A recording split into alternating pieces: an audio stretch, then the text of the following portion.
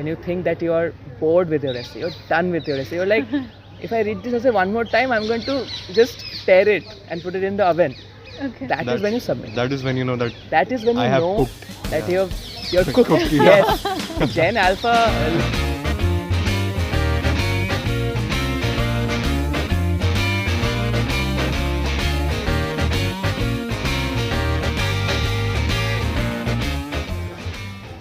Hi folks, my name is Faraz and I am a third year student of English Honours. Hi everyone, I am Aidamon and I am also a third year student from economics. And we have a special guest with us this afternoon. We have Rayan from the Tortured Academics Department, who is our hostess today for the interview series of NSS.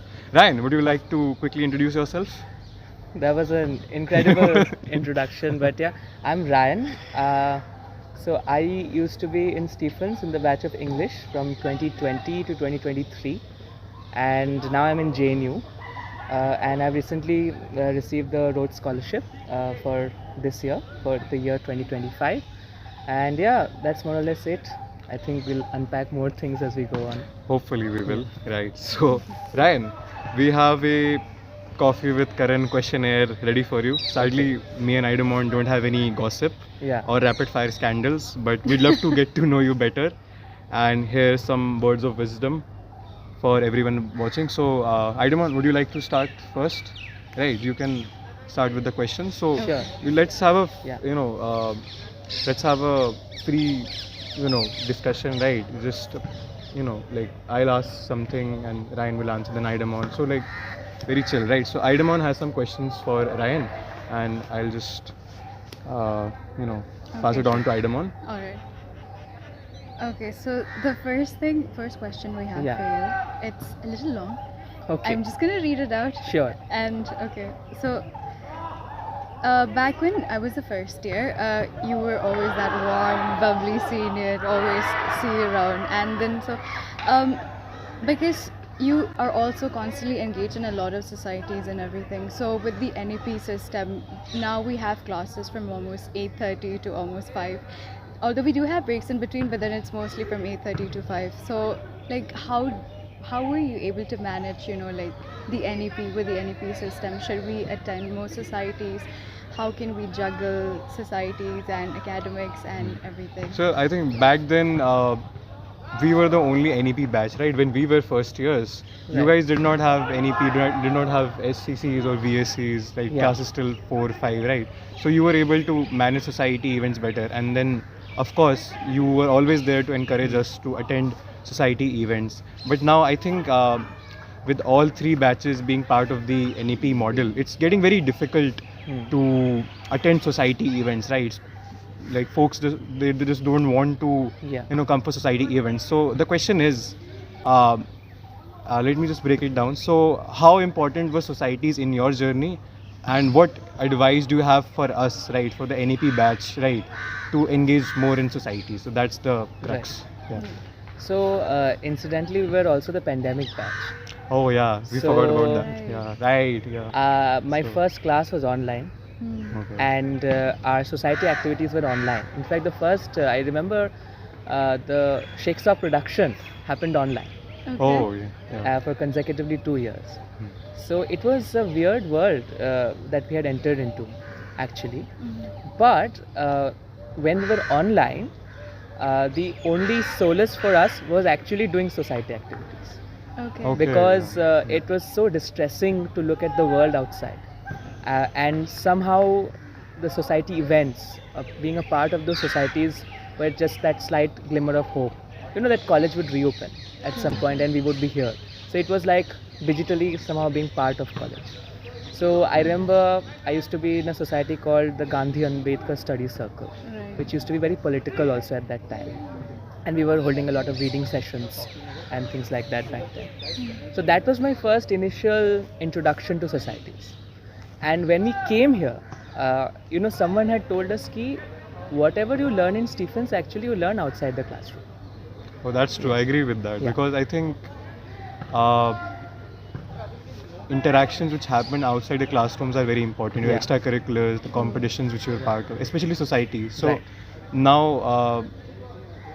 I think there is very less participation in Yeah. society activities. So, what do you think we can do about it? Because as you mentioned, that society activities were that one thing for Yeah. you, right, for the pandemic batch, which kept you going. Now, I mean, things are different now, True. and Yeah. how do you think we can tackle this, right? Yeah. The first years and everything, right? See, How- society activities were also a way to meet people across years, like first year versus third year, second year, as well as across disciplines. True. True, I agree. Especially, you know, there's a great divide between the humanities and sciences, at least from our time, also because they're located a bit away there. Yeah. So these were the spaces where different kinds of people would come together. And one thing that can happen with always being in your own classroom is that you don't get to interact so much with people from other disciplines or other years.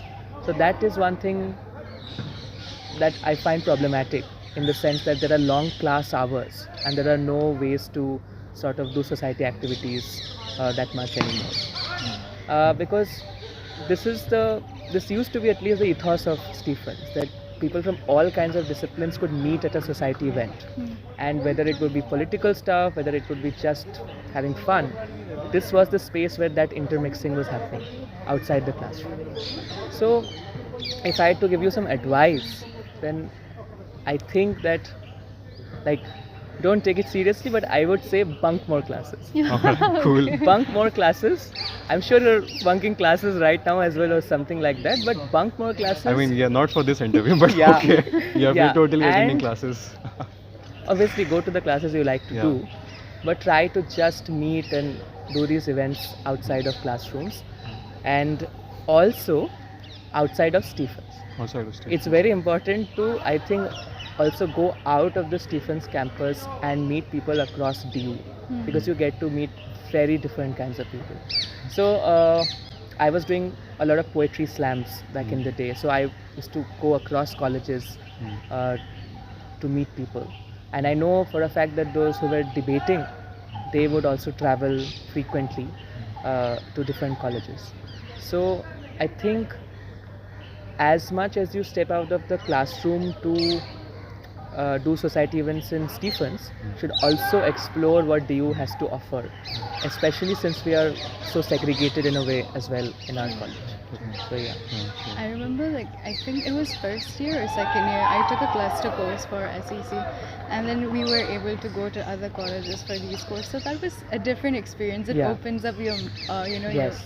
perspective, like, oh, this is how other colleges function and stuff. It's not, I feel like in Stephens we have a different way of organizing, of running things, and in other Yeah. colleges have a different way. So I think that's a really good perspective. Yeah. That's great. Thank you so much for your take on this, Ryan. Now we move on to the next question. So, yeah, let's address the elephant in the room, right? Let's get to the big guns, right? So, Ryan, so Yeah. for our viewers, what exactly is Rhodes, right? So, for most first years watching this, like Rhodes is just some scholarship for Oxford that only 5 people from India get every year. You have, full funding and everything, and you get to study at one of the world's most prestigious university, right? That is Oxford, right? And that's about it, right? That was me in first year too, because that's all I know about Rhodes, and Yeah. that's what I guess most people know about Rhodes. So, Ryan, could you just break it down for us? What exactly is the Rhodes Yeah. Trust, the Rhodes Scholarship? How does one apply, and more importantly, why should one apply for the Yeah. scholarship? So the Rhodes Scholarship is actually a postgraduate scholarship for masters and MPhils at the University of Oxford, and it is one of the oldest and prestigious scholarships that is offered in India. And actually, from this year onwards, there are 6 scholarships that are being given out. Oh, There has that's been one more one additional. more. There has been an increase, and the trust is also trying to increase it to more than 6 in the coming few years. So there will be more opportunities for people as well. So I think one of the myths about the Rhodes Scholarship is that it's elitist. It's not, in the sense that everyone can apply. In that, at least, in that process, my bad. in that process, at least, it's not elitist. everyone can apply to this scholarship and everyone stands an equal chance to sort of get it. And obviously, if you look at the people who get it, you will see that there's a bias towards Stephanians. Like this has been the myth of Stephania, that more or less every other year 1 or 2 people from Stephens is getting it. So we must be doing something right as well, right? Maybe we can also unpack that. But I think the most important thing is to gather as much information as possible about the scholarship. Yes. And I would just say that there are not only your peers, but Rhodes Scholars from Stephens or otherwise, who are always there to guide you through any help that you need. We are just one text or an email away. Don't feel afraid to apply for the scholarship. Don't feel that you're early or either late in applying for it. You can apply twice till the age of 23. So you can choose whenever you feel comfortable to apply for it. And it's a great experience because the process begins in June and culminates in November. But by June, you have your SOPs ready, you have your personal statements ready. So when you, in the event that you, even if you do not get the scholarship, by the time you apply to UK or US by November or December, you already have thought out your kind of ideas about what you're going to do, who are going to be your referees and things like that. So I'll just slowly unpack the process. The first thing that you need to do is to write a personal statement. And here you need to just unpack what your life story is and how it's geared towards certain Rhodes criteria that are listed on the website. So this can be like commitment to truth or courage. This can be some kind of social service that you have done, or just a hurdle that you have overcome in your life. So this is what the personal statement really is about. To write your life story and unpack it in a sense, and to give it direction. So what exactly do you think Rhodes is looking for? Something which is unique and personal to you, or do you cater it to the Rhodes scholarship? Like how do we go about it? I think it's both. It's a little bit of both. Yes. Yeah. In the sense that I won't say that there is obviously a very unique and personal story they're looking for. Either in the course you're applying, because I applied in a course that people usually don't get in. I applied in a course called Visual Material and Museum Anthropology. So only one other person from the constituency, Indian constituency, has gotten it. So I applied for a very different course. People usually apply for modern South Asia, they're applying for sciences, history, English. But I pitched a more or less unique idea and unique discipline, which they were also welcoming towards. So that means they are looking for a unique and personal idea, a story. So they are doing that. But it's also a bit tactical in that you have to use the information that you have to tailor it in a way so that your story stands out. In the sense that if you are writing something that you feel that has been worked on a lot, or you know that this is a discipline that other people will apply to, then you might get into a bit of a problem because you know that there will be statements of the same kind coming in. So you really need to push yourself to think that what is it I want to do and how can I bring out a unique aspect of that thing and write about that. So does that mean we have to tailor our personality and who we are according to the course that we're doing? Yeah, so this is the tricky part and this is the tricky question, because I wrote some aspects of the statement in a way that I would know fits what the course requires, which is to say that this is a tactical move. That if you pitch a story that's really emotional but just outside of the ambit of what you're looking to do or looking to pitch, it might not land. So there has to be a bit of tactic and strategy that has to go into your proposal. Yeah, most people will tell you no. You write a unique story and they'll take you. It's not. It's a lot of thinking, strategy, looking at what other Rhodes scholars are doing, looking at what other Stephens people who have applied and have gotten it, have gotten right, reaching out to them, creating a network through which they are ratifying your ideas, they're looking at your statements. So it's being in that circle and circuit through which you ratify your ideas, through which you run through with your ideas with them. And then when you think your essay is done, when you think that you are bored with your essay, you're done with your essay, you're like, if I read this essay one more time, I'm going to just tear it and put it in the oven. Okay. That is when you submit. That is when you know that That is when you I have know cooked. that Yeah.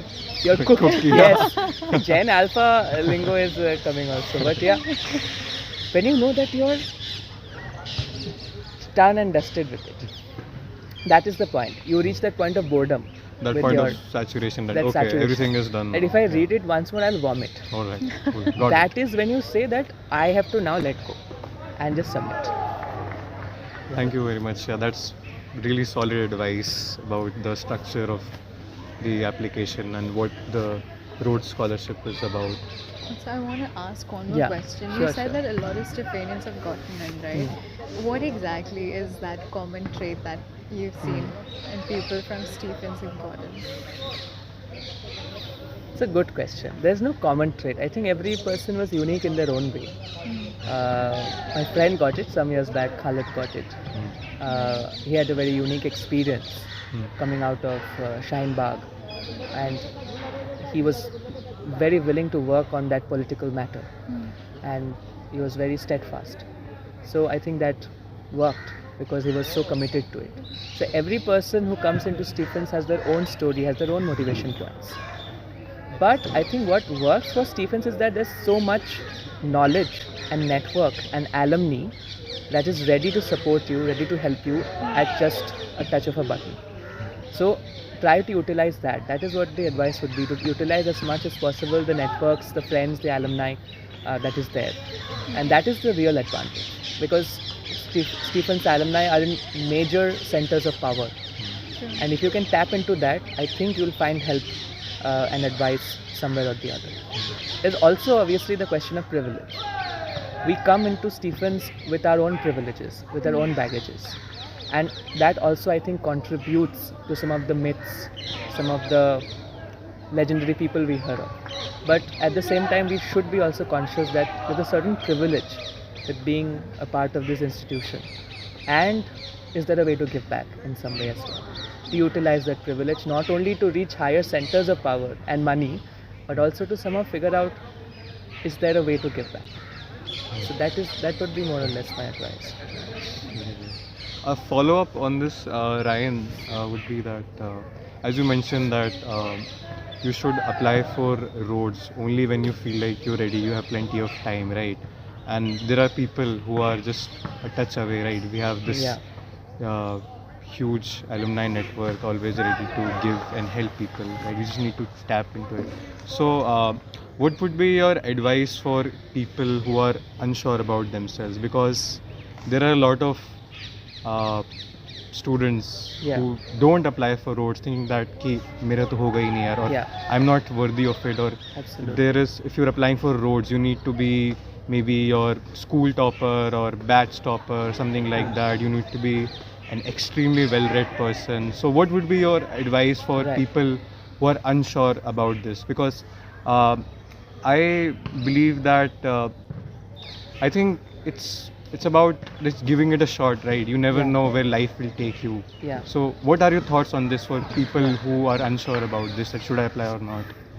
So I think I'll be very frank in this interview. When I graduated from Stephens, there are a lot of people who had gotten into places abroad and things like that, and they went, and they are brilliant people. But always in Stephens, I think there's this this ego battles that we have with ourselves. Our friend has reached here, now I have to reach, right? You're always doubting yourself that you're not worth it. They have reached, I will not be able to survive or do something. And so it takes a lot of courage to come out of it and say that my ideas are worth it. That whatever I do, even if one of my articles is published, even if I become the president of a society or a vice president, I was only vice president of the Poetry Society. I've never made it to president. Whatever I have done, that is also worth it. So that is a shift, a cognitive shift that has to happen. But I warn people that the Rhodes process is very, very mentally taxing, because you're always doubting yourself at every stage. There's a first round, then there's a quarter-final interview, then there's a semi-final interview, and there's a final interview. So And for- there will be more doubters around you than supporters. So you need to surround yourself with people who really value you. Your friends, your partners, your parents, who really value you. Because it's an extremely stressful process. Not only Rhodes, but applying for a master's degree, a PhD, a workplace, somewhere, you dream of working. It's constant stress that goes through us all throughout our 3 years. That even though we have gotten into this institution, we have to prove ourselves again and again and again. And this can take a physical toll as well. It's not only a mental thing, it can have physical manifestations as well. So this is the biggest challenge, and you have rightfully identified that. And my advice would be to just be in touch with friends, family and people who know you and value you and see something in your ideas. Because the first person you run to after having like a, I want to write an article or a poem is actually your friend, right? Right? The first person you trust out of instinct. So those instinctual friendships have to be nurtured. You cannot forget them, especially in times when you're applying for Rhodes or just stressful times. So that is one advice. But the larger question is, if you are doubting yourself, should you still apply for Rhodes? That's where we are heading towards. Yeah, exactly. I think if you are doubting yourself, that is exactly when you should apply for Rhodes. Okay. Oh, interesting. Right. It's counterintuitive. Because even if you make it to the quarter-final or semi-final interview, you get the opportunity to speak with a panel of experts about your work, listen to you, debate with you, and your ideas, which are in rudimentary shapes, can take flight from there. So whichever stage you reach, there is something to take away from the Rhodes process. For example, if you reach the first interview, which is more like a technical academic interview, you are getting your proposal ratified. It's being sounded and debated by 4 or 5 people who are in the panel. Right. So there's something to take away and add to your self-worth after every stage. The first reaction, if you don't get in, obviously would be, I'm devastated. But once you think back and look at what these 2 months through which you have gone through with your ideas, what it has given you, it can actually lead to some interesting new avenues with your research and also with yourself. So that's what I would say, that if you're doubting yourself, apply. Okay. Yeah, That's really counterintuitive. yeah. It's interesting. So how exactly can we apply? What's the process of, do we Yeah. go through the website and So how the do we website get has a lot of information. There is a YouTube channel of Rhodes as well, and there are some great kind of webinars there. There's also this great project called Project Edu Access. project? It's a Project Project Edu Edu Access. Access. It was started by a Rhodes Scholar from India called Sameer Bhat. He's a lawyer working on Kashmir and other things. He runs a webinar series every year around the time of applying to Rhodes, and they also provide one-to-one mentorship on your applications in general, but also for the Rhodes process. So definitely look out for Project Edu Access and connect with them. Yeah, not sponsored, guys. This is Not sponsored, Not sponsored. yeah. Totally. I'm wearing confused. Not So Stephanian Stephanian merch. merch, yes. That's the only thing that's sponsored. Yeah, they're actually paying me a lot of money to do this. Oh my God. Well, we're not getting paid, are we, Aidamon? Yeah. I I think don't we think are. so. Yeah, we'll We talk. should- we we should should ask. Yeah. Yeah. ask Wow. them. Wait, So, you guys are getting yeah. paid. It's like a not-for-profit organization, so it's just a shout out to them. And the process opens up in May end, June, and you can apply then, and it runs up to end of July, August. Then they get back to you in September. So you have 2 months to apply. The portal opens, you have 2 months within which you can apply. And a lot of the information about the personal and the research statement, I couldn't get to the research statement. They also want a research statement Okay. where you need to say ki kaun sa course you want to do and what do you want to do with your ideas, what is the future of your ideas. Really, the Rhodes process is about you having an unique idea. At its core, it's about having a unique idea and your ability to defend the validity of that idea. So That's the how- idea of a future. Yeah, how do we go about that? Because there are people who feel like, oh, I don't even know how to make a CV or how to write my SOP. I have no achievements, no pointers to put in my CV. So how do Right. they start from there, right? If I have nothing, but I am eager to apply for roles, how Yeah. do you go about that? Right. So I'll run you through what I did, not consciously thinking of Rhodes, but what came in my way and what proved to be ultimately proved to help me get the scholarship. So the first impulse I had when I was in college was to be in as many societies as I can in first year. Great. Notice this first year is very Yeah. important society work. Yes, so I was in GASC, I was in Poetry Society, I was in Bengali Society. All Bengalis love being in Bengali Society. We're having I think we have the Bengali lunch coming up Oh, soon. that's so yeah. wonderful. I love it. I organized it once upon a time as well. Then my impulse was to write my essays for my courses in a way that there was one unique idea coming out of every one of them. And the unique idea is not something that comes out of, let's say, just out of the blue. You read 5 books, 5 essays for one essay, you synthesize those arguments, maybe one new thing comes out of it, right? It can be as simple as that. You've read 5 essays, you synthesize, something new comes out of the mixture of those 5 essays. It can be as simple as that. And what I was also doing is that I was reaching out to professors to give me feedback on those essays. Be in very good touch with your professors from your first year. It's very important to maintain rapport because you'll be applying for your master's. Then you might apply for a PhD.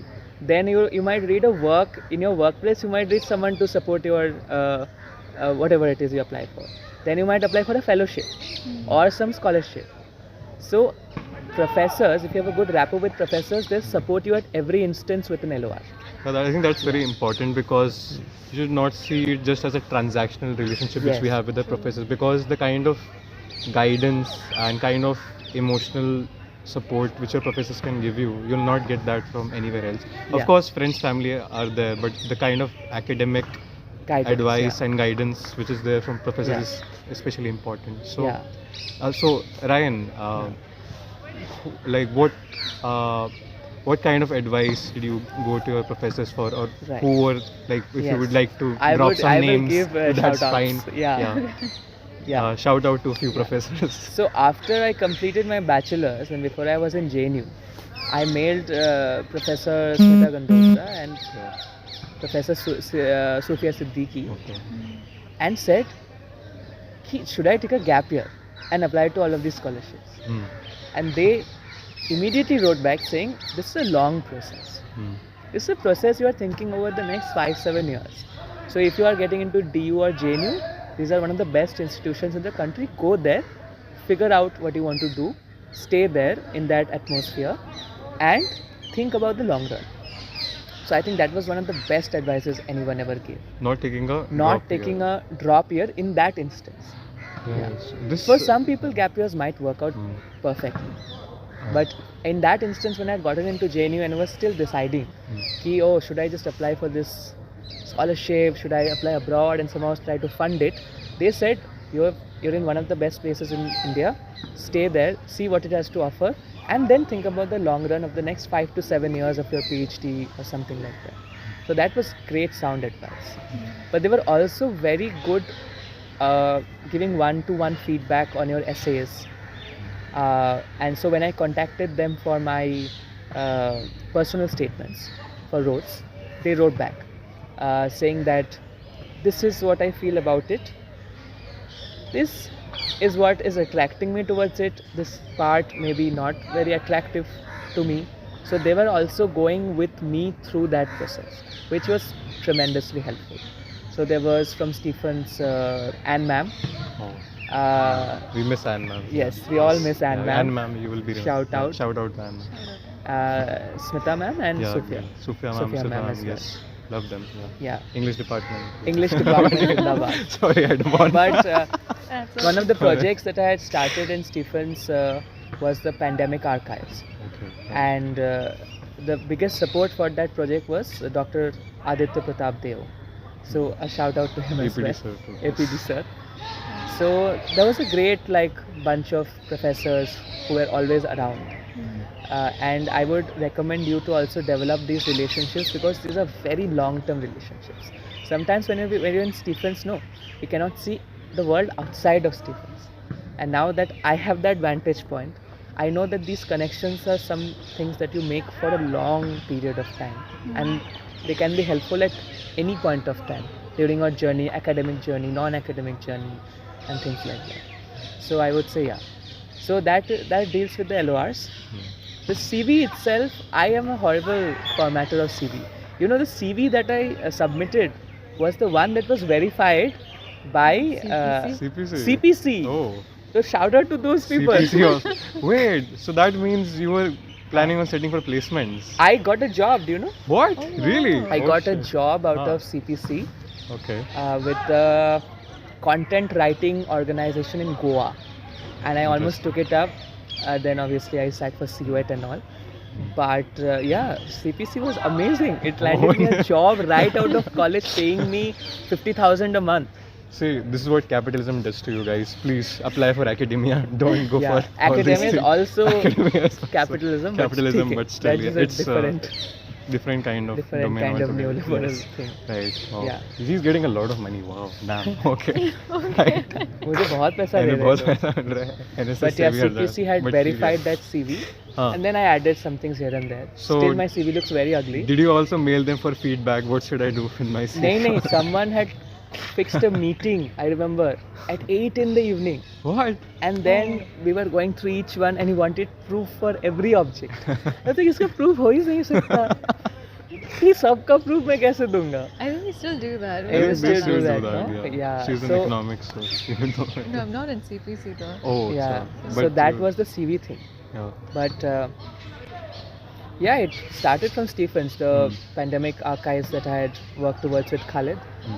Then the society activities, these were the main things. So they want leadership.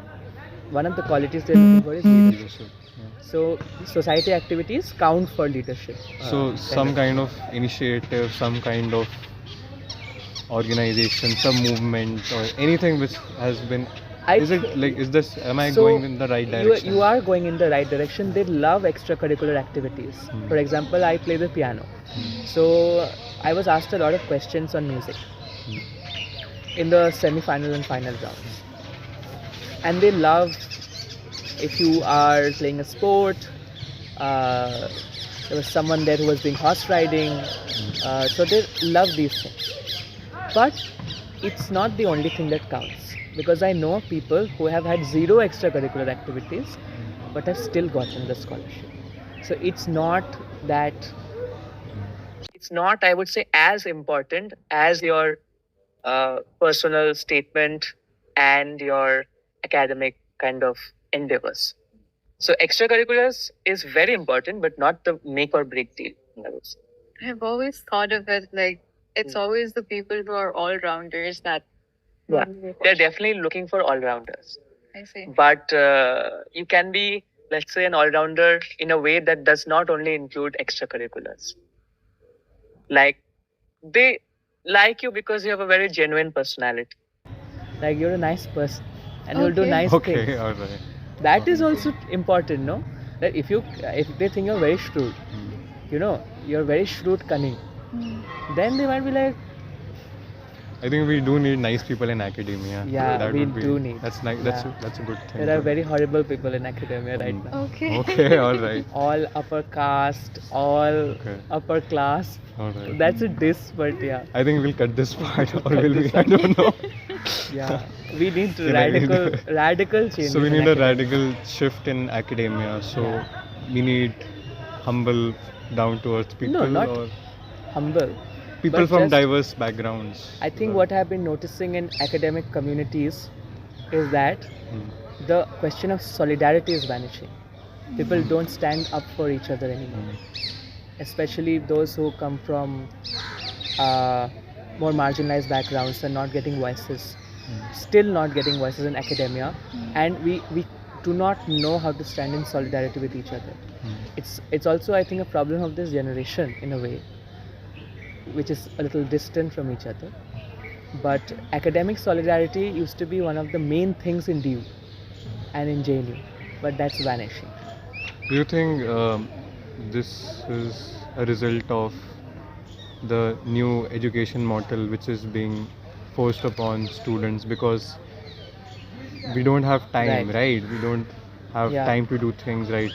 Yeah. Apart from classes and our academics, just there is Definitely. no, and then there is of course after It's definitely a result of that policy. policy and But also the intent behind the policy is that students are here to study and not do anything else.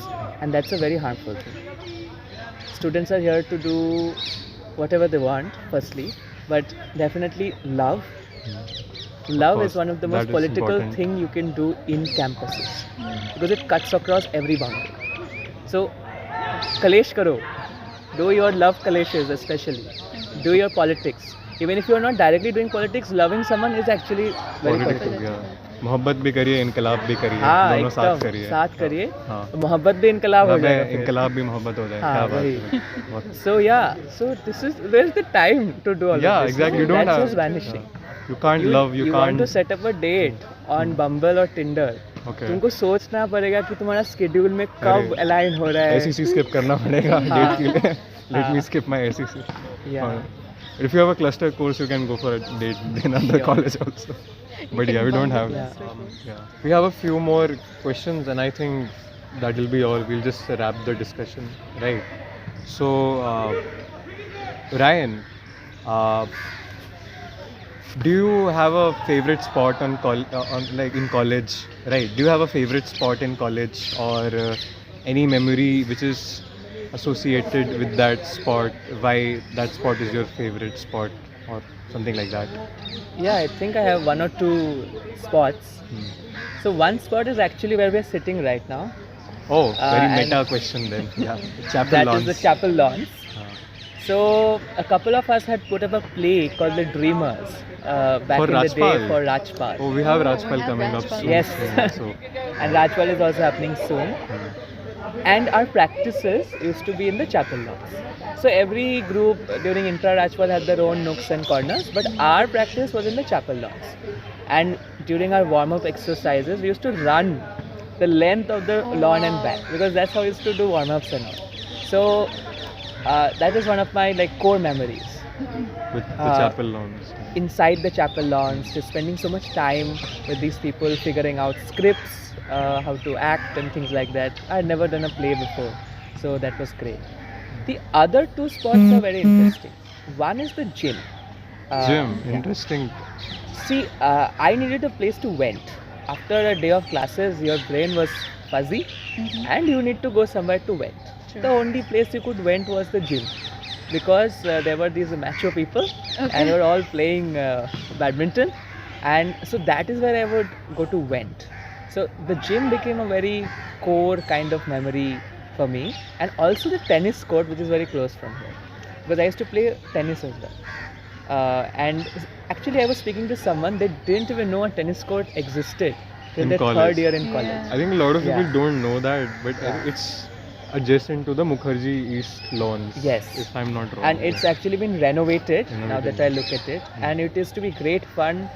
We didn't take permission. We used to jump over. Oh, always a and with our rebel. Broken rackets used to just like hit, Get where uh, that revolutionary spirit is yeah. coming from. and so these were my venting spots. Like you need some places to just cool off or just So So you- these are the two things. So you must be very competitive then. Yeah, I'm actually very competitive in Oh. sport. But sports I have control over. Like if you defeat me in Uno, I'll be angry. Oh my god. But I won't be like, अरे भाई ऐसा कुछ नहीं बोलूँगा. But like badminton or tennis or some table tennis, JCR I used to play there a lot. So that I am very competitive. We're How in a, about we try Uno yeah, after this? yeah, Ah, we're yeah. in the perfect place to play Uno and Yeah. in a triangle setting, right? Yeah, Yes. maybe someday we'll play Uno. Maybe Yeah. after this, yeah, sure. Mhm. So yeah, there's that. Any questions from your side, Aidamon? Okay. Well, my question to you is, since you're coming back to college, I think after how many time? How many? Yeah, it's been a year. Oh, A it's year. been Yeah. Oh, it's been a year. Okay, so there are a lot of changes that has been happening. What was Right. your first impression coming back with all the changes and everything? The first impression was actually a bit like,